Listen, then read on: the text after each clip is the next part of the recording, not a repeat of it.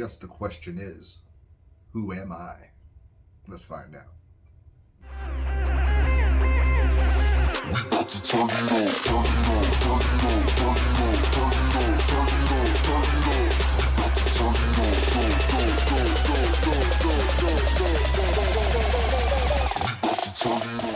It's only like the 5th time you've tried to do this, Lee. I know. So we get to it, we sure can. Let's give us some lights. Let's give us some cameras. And let's give us some crazies, man. Y'all are in the lab. Lee here, y'all saw that title too as well. It's about me. It is about me. I really don't know what the name of the title is technically, but I probably said it like 10 times over this whole thing. I'll have to throw in the unedited little version of snippets in just my shorts or something. But y'all saw the title, man. Yeah, it's Lee, by the way. And we're going to be talking about me. I do a lot of videos. You know I do. You know, people are starting to come to the channel. I'm starting to open up my past lives. I've always been pretty open about it. But I forget how young this channel is. Not young in y'all's ages, but age-wise for the channel itself. And I know that I say stuff about my lives that actually shock people, or not shock people, but makes, you know, the conversation interesting, gives them people a sense of, you know, I'm not just a stupid American. Does that make sense? No, I don't know. No, not all y'all are stupid, but you know, I am one that has had experiences in life, good and bad, and I know I have an outlet to speak of this. And so this is my story. This is going to be my story. So I hope you have something to sip on, something to smell on. You know me. Y'all know y'all. I know y'all entertained. Put me on the big screen and chill for a moment, because we're going to have just a chill sesh with you getting to know me. Because guess what it is. So let's take a hit real quick, and we're going to talk about myself, Lab himself. I hope everybody's having one. So in between all this, if you do appreciate this channel and you do enjoy the content that you do receive, please remember to hit that thumbs up button. Remember to subscribe, because every little bit counts. I would like to see a play button in the future. And you know, leave me your comments about what you thought about my story. Cheers.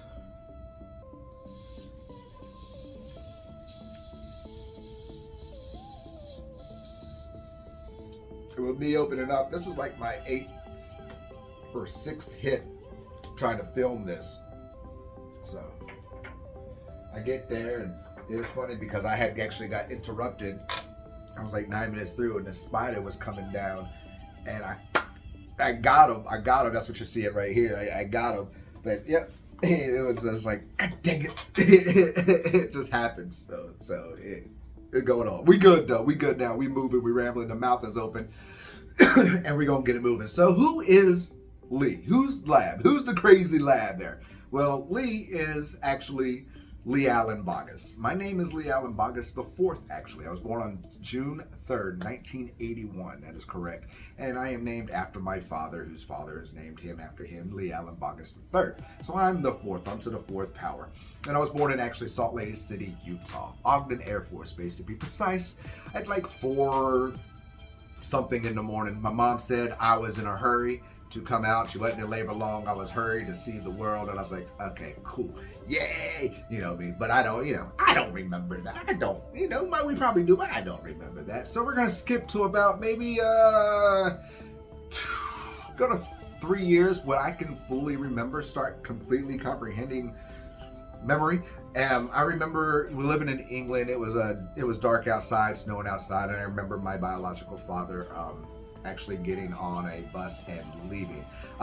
With that said, let me run back. I am biracial. I am black and white. You can put Indian, little German, Spanish, whatever it is, but I am biracial. I go as black technically, but I do put other. I'm a mixed child.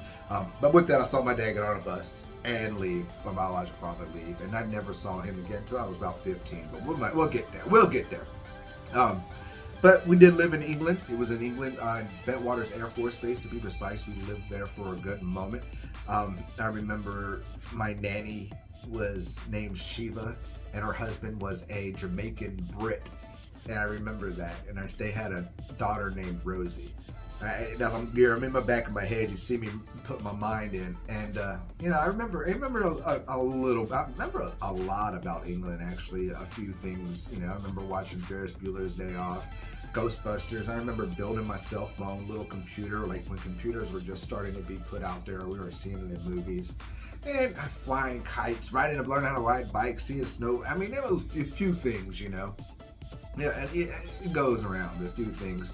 But then my mom remarried in England, and then we moved to Louisiana, Alexandria, Louisiana. Now, as you know, me as a mixed child, moving to a country spot in the 80s, give or take. I gotta remember, this is in the 80s.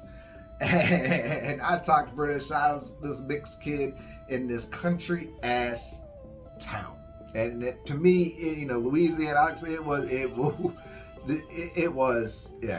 that. And I my British accent. Went to school there. Before we went, we moved on base. But I remember going to the first school we got there, like my first grade, and I couldn't speak. They didn't understand me. I didn't understand them, and I shut down in a sense of speaking in front of people and reading in front of people, because people made fun of me. They made fun of my accent. They made fun of the way I pronounce things and stuff like that. And it's kind of where my English American swang gets going sometimes. You'll hear that damn country come out of me, and that's fucking Louisiana in me all day long for sure as a kid. But from Louisiana, I learned how to swim. I was a big swimmer. I loved how to swim. Actually, a lifeguard. I used to do flips off of diving boards and shit like that. And then we moved to Ramstein, Germany, Ramstein Air Force Base, Germany. And fourth, fifth, and sixth grade was awesome. Got to learn Mr. Lovett, my fourth grade teacher. He broke me out of my cycle of learning to read, part of the reading and speaking and everything else, and learned to play sports. I played football and baseball. I just see it going on screens. I enjoyed myself. Being at that age to actually bring in a culture that is not, as you would say, as American. Because I know back then the Americans were like, oh, you're going overseas, Germany is such a dirty country, and it was the totally opposite. It was gorgeous, it was beautiful, the culture was just wonderful, and that's the part of where I absorbed who I feel like who I am in now. But I play sports. One of the most memorable things living in Germany, I know many people have heard it from me say this experience, it was my mom taking me to see Michael Jackson in Frankfurt, Germany on August 29th, 1992. Dangerous concert. Oh, it was just, that was one of those magnificent things. I was in fifth grade. All day long I was waiting. I was like, I am going to Michael today. And it was a Friday. It was actually Michael's. It was like, we are going to Michael. Oh man, and we drove to Frankfurt, Germany, and we lived there. It was only like an hour and a half away, and as a kid partied all night long with Michael Jackson. Yeah, man, it was just awesome. So that was one thing. And if you think I'm lying, and I hate to put that there, if you think I'm fibbing, look it up. August 29th, Frankfurt, Germany, 1992. Look it up, hey, right there. No way I can lie. Dangerous concert. I can't lie about that. There's no way I can lie about that. And but that was awesome. And also, Mom got to see Prince. I think leave it the next day or the next week after, which was awesome. I remember that. But then in sixth grade, I had the same teacher, Mr. Lovett, again, and we got to go to actually London, England. I got to go back to England, and which was even cooler because we got to see this kind of where the nerdness comes into me in the arts department. Music arts, performing arts areas, because we got to see the musical Cats, which is no longer on Broadway, but I got to see that. Got to see Phantom of the Opera, and we also got to see a Broadway play named Five Guys Named Mo, which was a barbershop quartet. It was just awesome. It was Five Guys Named Mo, and it was the shit. It was, Cats was all right. Phantom of the Opera is just cool, resonates so much for me, even, growing up. But Five Guys Named Mo was awesome. Five Guys Named Mo. Five Guys Named Mo. This shit it was great, and it was awesome. But I remember that it was just great. And then from Germany, we moved the next year. From sixth grade, we moved to Aviano, Italy, and that was my seventh grade year. Got there in the summertime. And, military brats, all we have, when you're on a base, you live on a base or anything else in culture, all you have on a base is certain things. But for kids or stuff, you got the bowling alley, you got, I guess you call it the BX, the mall, because it had an arcade in it too, swimming pool, and the movie theater. And so, the summer times is pools, and at the pool, that's where Lee starts growing balls. I can't say that like that, but it's where you, as a teenage, your tween times, you're tweenish, I'm not a teenager yet. Things change a little bit. You start seeing things, and you saw a girl, and my first real girlfriend, I guess you could say, making out girlfriend. So I think 7th grade and up, you can consider girlfriends in a sense. But met a girl, her name was Peggy, and she was a 9th grader. I was a 7th grader. That was the shit. Thought I was the shit. You know how that shit goes.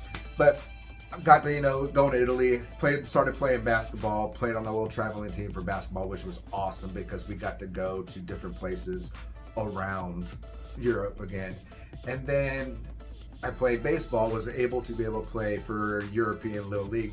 And we got to travel to Amsterdam, do the same thing, travel for Amsterdam, playing the European Little League World Series. And it was so awesome going to Amsterdam and seeing Paris. And I got to see so many things, which was awesome. But going to Amsterdam, being able to stay with these families, the European team families was amazing because I got to go down, all the streets, the red light districts, see those ladies in the windows that you can pay for legally, in the window, and it really is the red light district. Being able to get a drink from a bar, if you're able to look over the bar, or if you got a parent with you, which was cool as shit, the sex wax museum, it was cool, the experience of that, but also just being able to travel. I know as a kid, it's just awesome. Yeah, but it was so awesome, so cool. Also with that, mom, once again, pulling out her mom magic. She had won so much. She won $700. She told me she took this $777 at bingo. So she bought us tickets, or me and her, to go to Euro Disney in France, Paris. And so we went to Euro Disney and had a blast. We listened to Criss Cross on the way there, and it was just had an amazing time. And that's something else that I'm starting to the heart and warmth felt of kicking that, just remembering that part too. About mom gave me a life. And as I think about this journey through my life with my mother, remembering that, man, remembering going to Euro Disney, she was amazing. She gave me, like every parent growing up, or every kid growing up with a parent, we've all heard of, we can't afford this, I don't have the money, but somehow your parents always pulled something through, But that was one cool thing too. But took me Euro Disney, had a great time there. Then we moved to, my dad was retired, so we moved to Niceville, Florida. Welcome back to the United States of America. Yes, Florida, 13 years old, 8th grade. Little bit changed, a little, I can't, most people say, kind of right in that Bible Belt area. And that was kind of where myself changed even more, because I saw how different it was from living overseas, how the European, or how that life adjusted to seeing how the real world, if you want to call it, American society, politicians, whatever it is. But with school, play sports, in school, and just grew up through there, and went, Ruckle High School, or Ruckle Middle School in Niceville, Niceville High School, and just growing up and having a, just experience growing up as a teenager. I did get in trouble, as a teenager. I cannot lie about that. You saw me post something about Jerry Springer passing away the other day. Skipped a lot of school watching Jerry Springer. Skipped a lot of school watching Jerry Springer, that's for sure. But grew up, just, I guess, I'm playing sports, played sports through high school, sung chorus, and I just grew up. During that time, my mom and my stepdad actually were getting divorced too as well. But that doesn't, I guess it would affect, but I didn't even think about it. It doesn't really affect, anything of the story, but it just, there's a part happening through that But learned how to drive. My first job working at Big Kahuna's, the water park was amazing. Being my first job ever, it was just fucking cool. I was working at the water park and having a good time. And you know, for a kid, you know, hell, what other better summer job in the world than to work at a water park where it's water, it's a water park, it's fun, got all these girls all around. You know, this is how it works. You know, but within that too, you know, getting into kind of where we're at now, you know, I did have my first psychedelic experience, you know, as a teenager. Worst trip of my life. I can remember it like it was yesterday. I had the worst trip of my life. You know, unfortunately, you know, set and setting comes into play with that, and we'll have to make my bad trip video. But you know, that's where set and setting plays and play. Ended up going to some alternative school. Actually ended up going, I went to Job Corps in Morganfield, Kentucky. God, I remember that shit. That was the craziest shit ever right there. Morganfield, Kentucky, Job Corps. That's like the, you know, like I said, I was getting in trouble. So that's like the last straw before going to jail. And oh, it was terrible. And actually remember that place very well. I remember 9/11 very well because I was there for 9/11.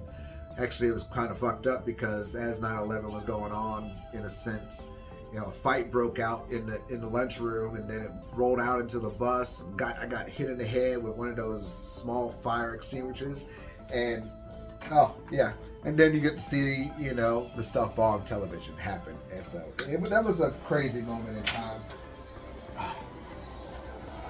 Definitely made me mold to a stronger. I guess it put my street smarts in the works there, and then I get older, we get going, moved and worked in a lot of restaurants, and then on a wonderful day on December 14th, cheers.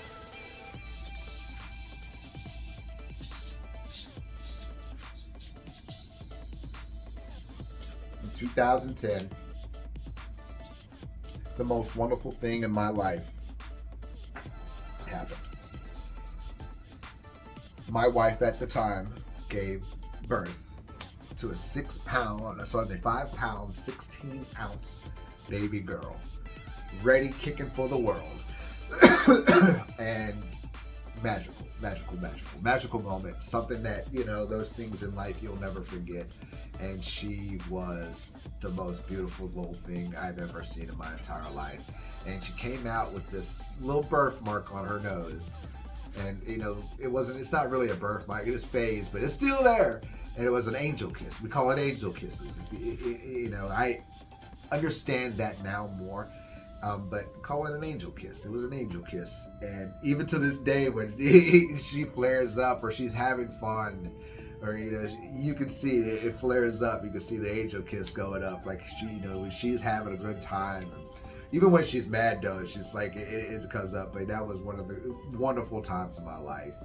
And that little thing, it is precious. And I can't wait to get close. But, you know, all of that, you know, 2 years later, unfortunately, through the, you know, I did get addicted to pain pills. I got addicted to opiates, and it was Oxycontin, Roxy's, Lortabs. It was one of those moments in life where I was, you know, as I said, my ex-wife, she had 3 kids, I didn't say, but she had 3 kids before I had my own child. And I brought on, you know, at 25 years old, I got married to her, and taking care of that, taking care of the kids. I guess and I work in restaurants, managing a restaurant, working late nights.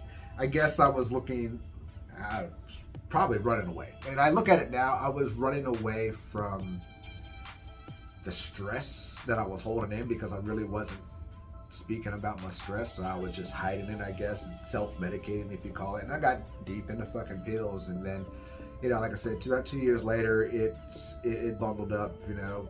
2013, it hit the fan, and I lost everything. I lost my wife, lost my child, and that was a really rough step in my life. You know, I've had rough steps, you know, with you know, being in trouble with the law, but this one was hit home a lot harder, because it was like, I failed. I failed not just, I guess, to myself on marriage at the time, but I failed my child.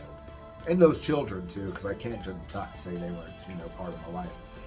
But, so came down here to Leesburg, Florida, with mom, and started my whole life. And that's where the journey of the psychedelics came along. About a year later, psychedelics came into my life, and it was a life-changing experience. It was one of those experiences that only you can experience yourself. It's kind of like, if you want to see what the Matrix is, you have to see it for yourself. And that's just like a psychedelic or an awakening within yourself, an awakening of truth, or what it would call. But it was something that I needed. It was a release of me made facing it. It showed me who I wasn't, and who I am going to be. And that was a little journey of what it was going through. And then, today, going through life, being able to be reconnected to my child. My ex-wife don't hate me. She probably does, but who cares? Not my, who cares? But, I got a beautiful child, 13 years old. We go to water parks and have so much fun. Get to experience. You've seen her on here a few times, and the experience of doing it, learning and just building myself and my spirit, and learning my spirituality, not religion, the spirituality, and learning the truth of us all. And I think that was awesome. And now becoming one of these shamans, one of these people with a voice.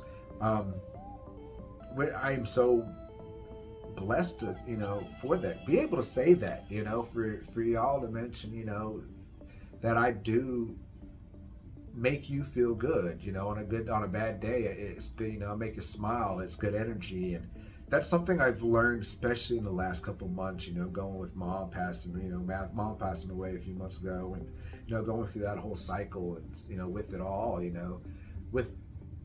without the psychedelic journeys that I've had of experiences and my choice to do through these and figure out, who I was, there's no way I would be able to handle what I went through the way I handled it, the way I did. And I love that. I appreciate that experiences of it. And that's one thing in life that, we all have experiences in life for everybody to hear about. And the journeys that I've learned, not just through my life, growing up and ups and downs, but the journeys I've learned through here with you as a community, and, through the psychedelic experiences and my journeys, being able to speak what I see and to, feel is true, and be able to question and take the conversations is a joy. And I never would have imagined being here now. I think that's one thing too, being at this step in life, as I close the book on that childhood, that adolescence, that teen, that adulthood of experiences in life, even losing, one of the most important people in your lives. And my mother was one of the most important people in my life. Closing that chapter too brings me to the new writing of a new book. And that's exactly where we begin this journey, the new journey of this channel, the new journey of our souls, our spirits, our lights.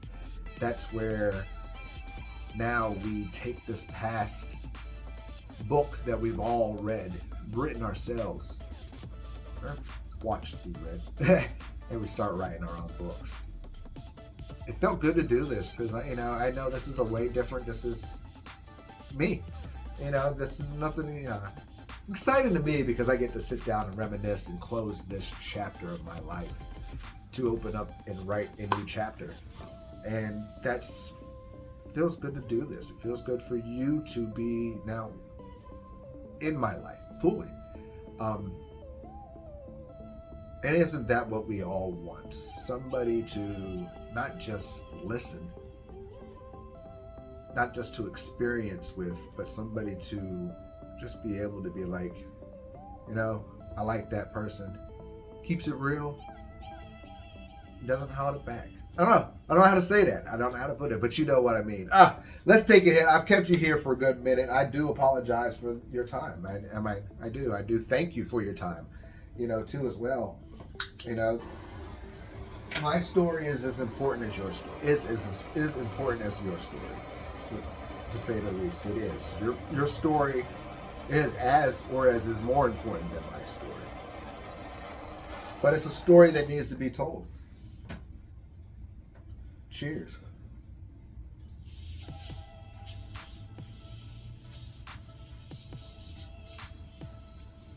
Because in the end, only one person can tell your story, and that's yourself. Don't wait to die or till it's too late to start writing and telling your story. I appreciate your love, everybody. Thank you so much. I look forward to the new chapters, the new book that we are going to write together. And man, it's going to be amazing. So till then, Lee is signing off. Y'all have a great weekend. Y'all keep your mind open because those eyes will see everything in front of you. Plus, your heart will be blessed at the end. Y'all stay crazy. You gave us something we never thought we could have. And what is that? Another chance. I think I heard a shot. I think I heard a shot.